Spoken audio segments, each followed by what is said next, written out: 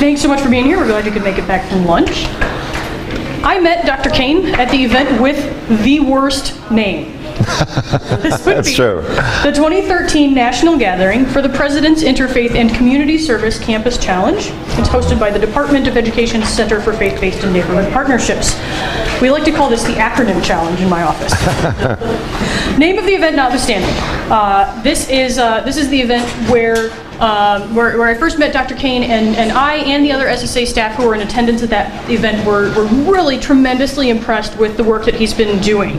At that time, secular students were very much still on the fringes of interfaith work, and he had embraced the Secular Student Alliance at the George Washington University and was supporting them both as a campus group as they were getting formed and off the ground, but also as participants in that campus's interfaith program, while also leading his campus's Resource Center for LGBTQ students, and, as if that weren't enough, overseeing the George Washington Religious Life programs, and leading his campus's programs for the aforementioned acronym challenge.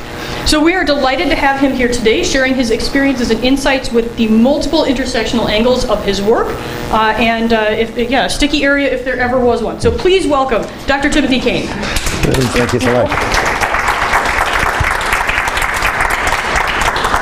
Well, thank you for that very generous and gracious introduction.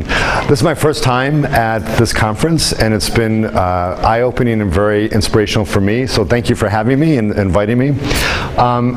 And you might be wondering, okay, so first off, I do the LGBTQIA and religious life stuff at GW. And you're like, what's up with that? Oh my God, how can you have one person doing both things? And it really speaks to the topic here about the intersectionality of identities. And having that position has really helped me look at best practices across identities that could actually be applied either from the LGBTQIA ally building program or the interfaith outreach of, I'm going to actually mention it, the Catholic Church, which is kind of interesting. And you might be wondering what's up with this whole thing. Aloha shirt, cowboy boots, anyone notice?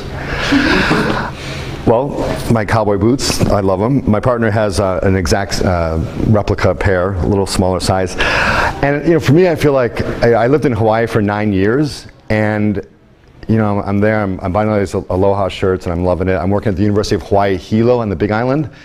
And all of a sudden my friends are like, do you want to go to the rodeo? I'm like, the rodeo? There's this huge tradition of Hawaiian cowboys. I don't know if people have ever heard of it, but they're called paniolos.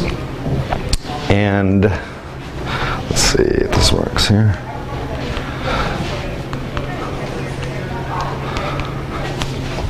They're called paniolos, and let's see, this is not.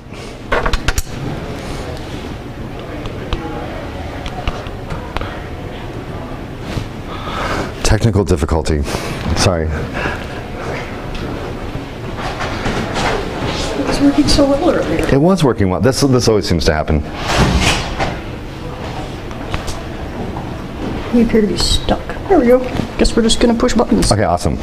So let's see if this works. Okay, there it goes. Okay. Great. So the paniolo is kind of an interesting intersection of the cowboy sort of identity and the Hawaiian identity. And again, that I think speaks to this whole set of intersections that we're going to be looking at today.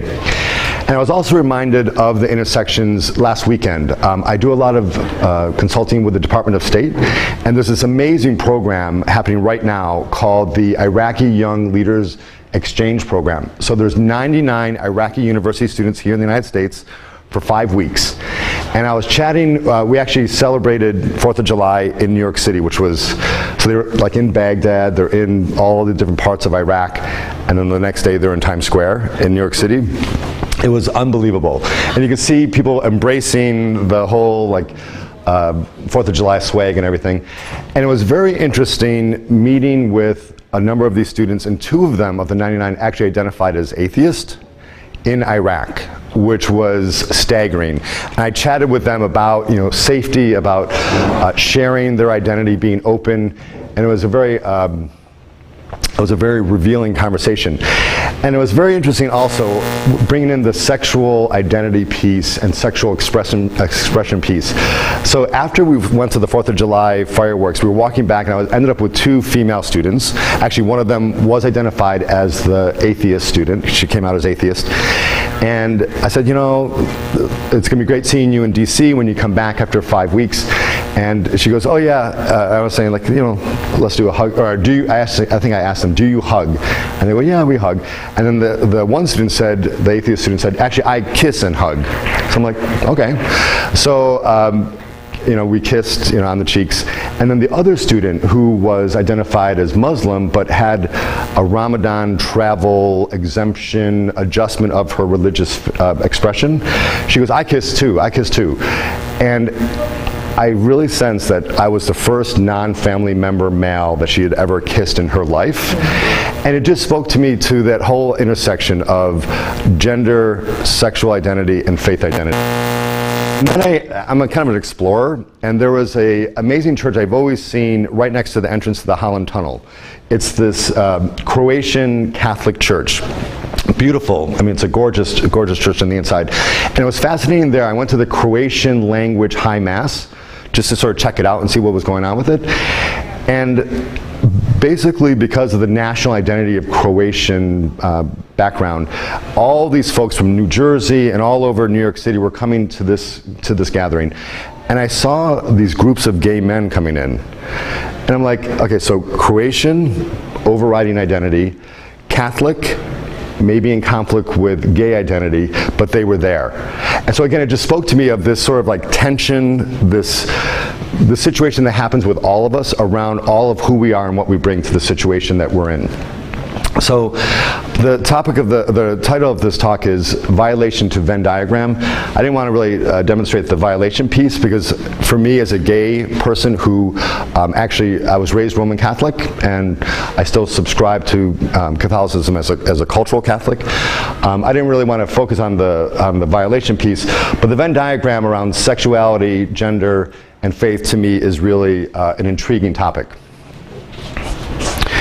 The image that I use often to describe at GW and with the different presentations I do with visiting State Department sponsored folks is just the Staples rubber band ball. And I love the idea of thinking of all of our identities all wrapped up into the ball and leading to the discussion around visible identities on the outside of the ball and non-visible identities on the inside of the ball. And it's fascinating because people talk about, when I bring up this metaphor, people talk about the idea that sometimes they sort of shift their identities based on their sense of safety, their sense of inclusion. So some of those more non-visible identities, a secular identity, might be on the inside of the ball at sometimes, especially when you're not verbally identifying and coming out as secular, and then sometimes it's on the outside of the ball. And the fascinating idea of how we can shift what rubber band or what identity is actually on the outside or on the inside. And the idea that the ball is only sustained when all the identities are recognized in some way. So if I wasn't able to bring my gay identity to this venue, my ball would basically cave in. You might not see that identity on the outside, it might not be one of these rubber bands, but I need to bring all of that to whatever situation I'm in, with my family, with my work, with my community, with my friends. And I just find this a very helpful metaphor. Another part of my LGBTQIA safe zones and actually my religious diversity trainings that I do at GW involves this image, and it was amazing when I saw Liz had, I don't know if you recognize something like this that Liz had at her opening talk, which I loved. I use this image as basically to talk about it as a star nursery. It's like where stars somehow form with all the gases coming together. And the whole idea of, we are made of the stuff of stars is how I reference all of who we are in terms of our overlapping identities.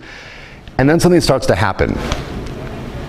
For me, I think family, our first sort of setting, boxes us in a way that even though we might be loved, we might be nurtured, we might be accepted, we might be celebrated, somehow we also get messages that limit that broader picture. I love my family. I'm one of 9 kids, and yet I know 9 kids, and yet I'm still learning now the options and the core beliefs that my parents had raising 9 kids are not appropriate for me always. And so I have more freedom, I have more financial freedom, I have more ability to do things that they never ever had. And so it's taking me a long time to recognize that and to say that core belief doesn't really work for me, even though I was swimming in that water for so many years as a child. Then the idea of culture, interfacing with culture, TV, Sesame Street, whatever it is, starts limiting again, saying, some of the identities that we have, either on the inside or on the outside, aren't as valuable, aren't as acceptable, aren't worthy of being celebrated. And trying to sort of sort that out, especially with that sort of momentum that culture brings with it, I find very challenging. And I feel like doing that in community is really important. Education. How are we taught? What is valued? I just went to the presentation about separation of religion and government, and how education is being infiltrated with all these messages about religion and about atheism, about being secular, about being LGBTQIA. And then finally, religion. For me, raised as a Roman Catholic, I was absolutely taught the shame of being gay. Even though my parents were incredibly loving and supportive. And it was interesting, both my parents passed away a couple years ago, and before my father passed away, he looked at me and he said, your being gay was never, ever an obstacle for me to love you. Never. I get goosebumps just thinking about that.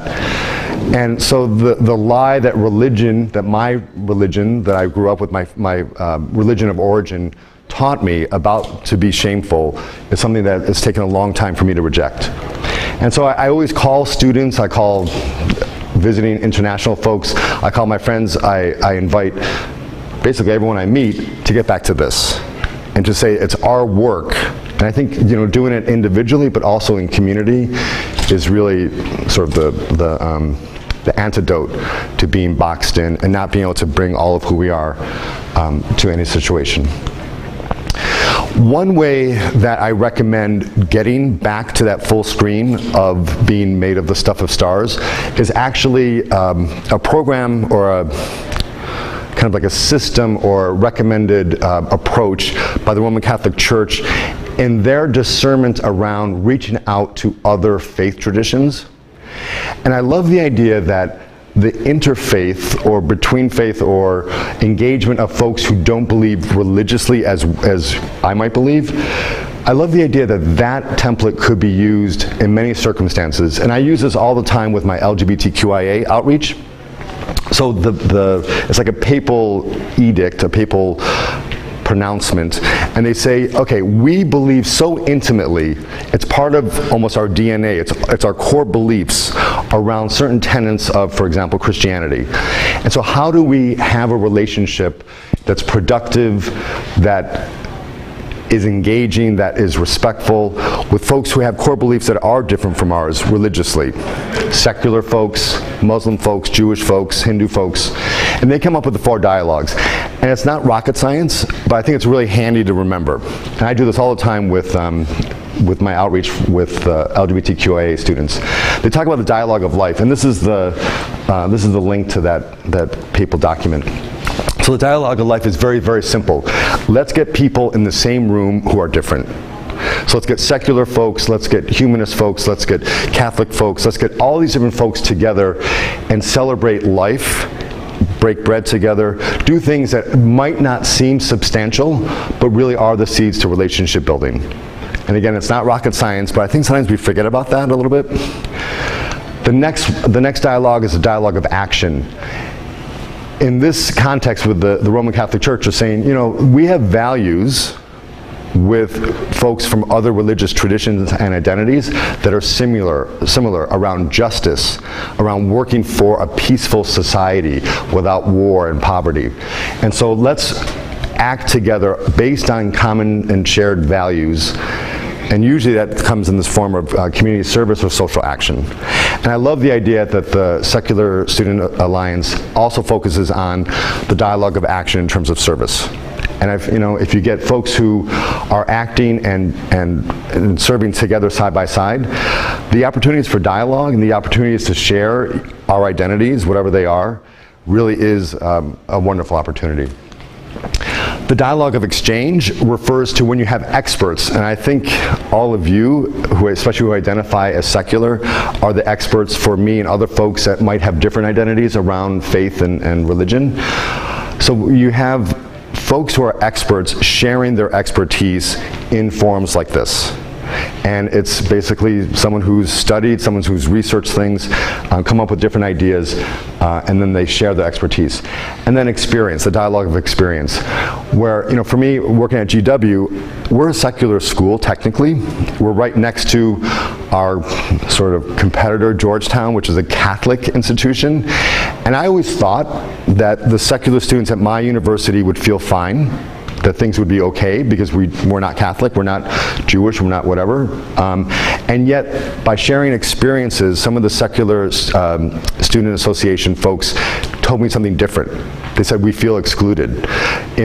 We call it interfaith, and I love the option to consider around interbelief events.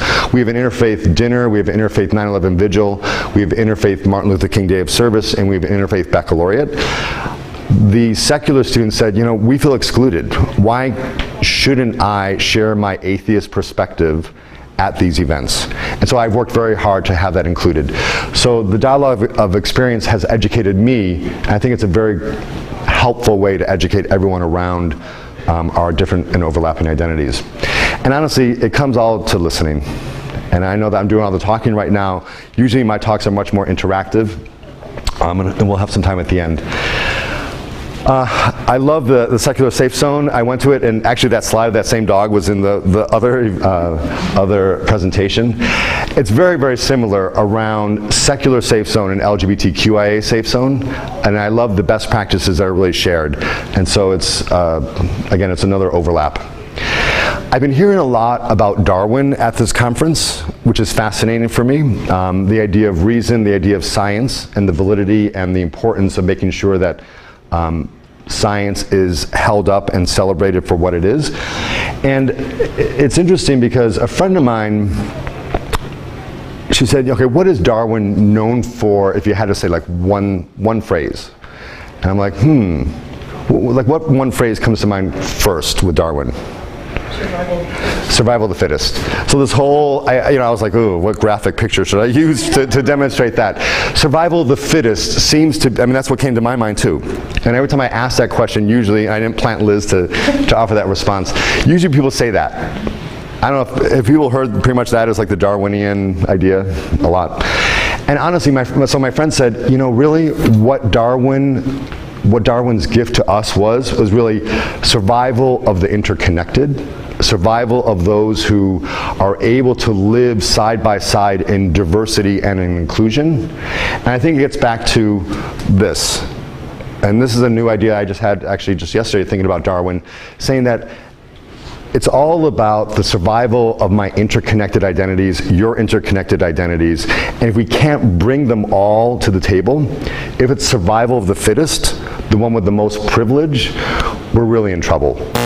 But when his genius around biodiversity and all the identities of our sort of environmental systems and how that relates.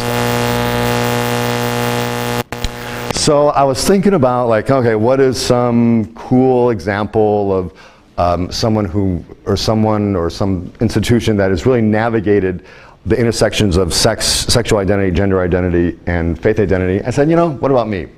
So here's me doing a little thing happening in this little town in Virginia.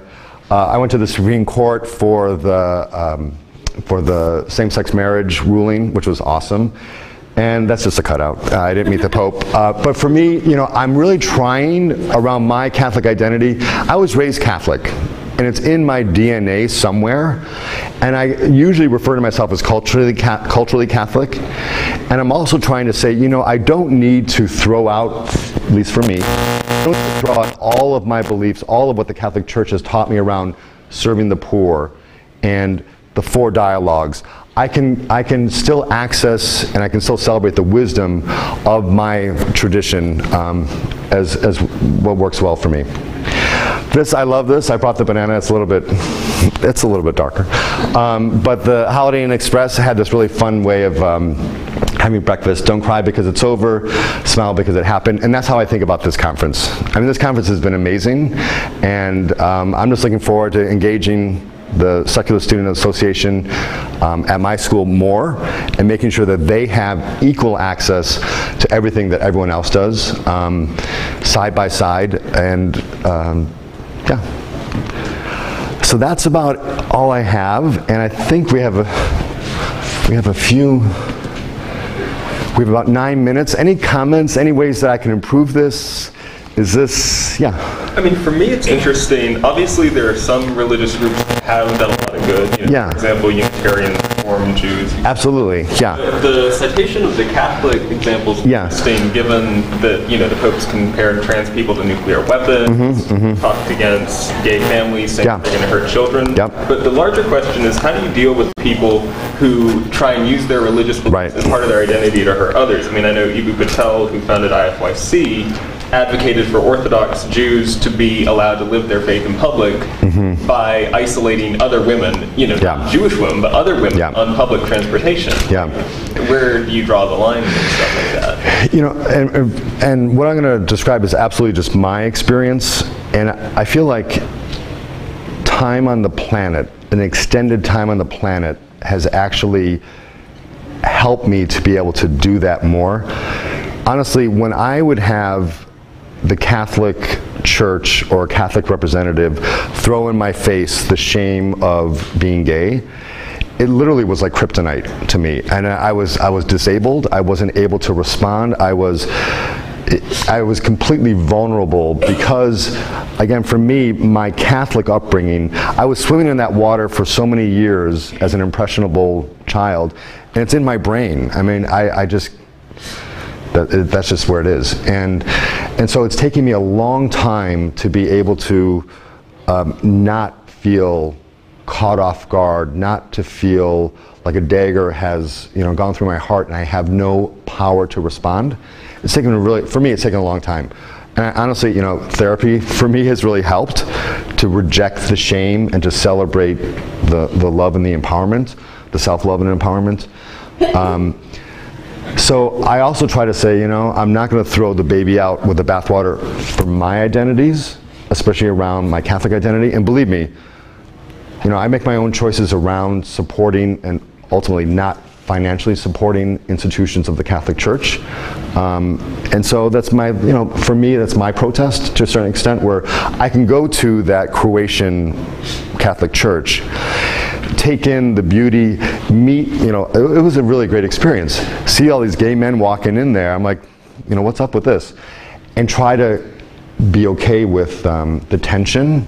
And it's not easy. I don't find it easy. So I vent with my loved ones in my community. How do you do it? Like, what would you recommend? I was raised Lutheran in the very high church tradition. Okay. I still appreciate the beauty of that. Yeah. And it became more conservative. Sure. The LCMS church is rather horrible. But I was just wondering, yes, it's important to live identities, but sometimes that, right now we're hearing with all the gay marriage stuff, certain Southern Baptists, not all of them, want to live their identities by excluding others. Right. The dialogue can be manipulated multiple ways. Well, I always reference the wisdom of Chai Feldblum. She's one of our 5 EEOC commissioners. She's amazing. I always refer to, when I do other talks, I refer to her overlapping identities. She's a Orthodox Jewish married lesbian lawyer appointed to the EEOC, Equal Employment Opportunity Commission, and she's really short, she's incredibly funny, she's so smart. She talks about the 3 buckets. She's saying we have to work with any social change movement on the bucket of impacting social norms, which I think all of us do in our different causes. In this case, we have to impact how people think about secular folks.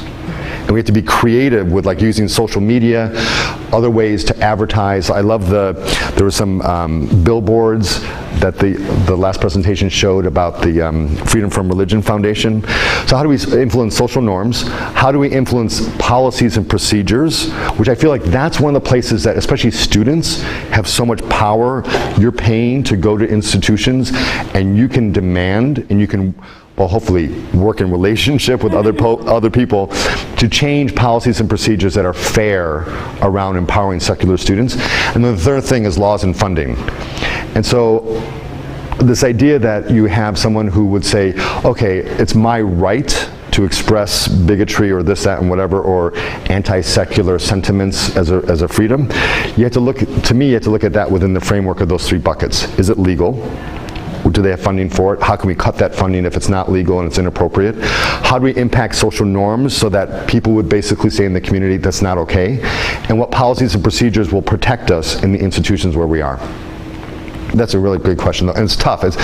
I hope this wasn't billed as like a silver bullet kind of idea where you just come in and I'll give you a real easy answer. It's tough. Any other comments?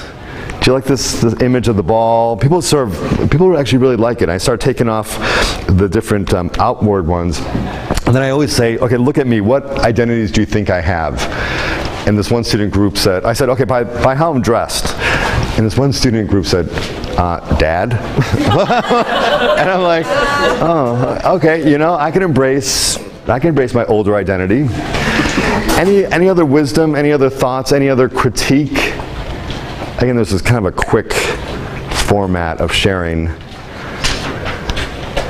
I've heard people talk about when you go into a room, you always bring your religious backpack with you. And you bring other backpacks. Yeah.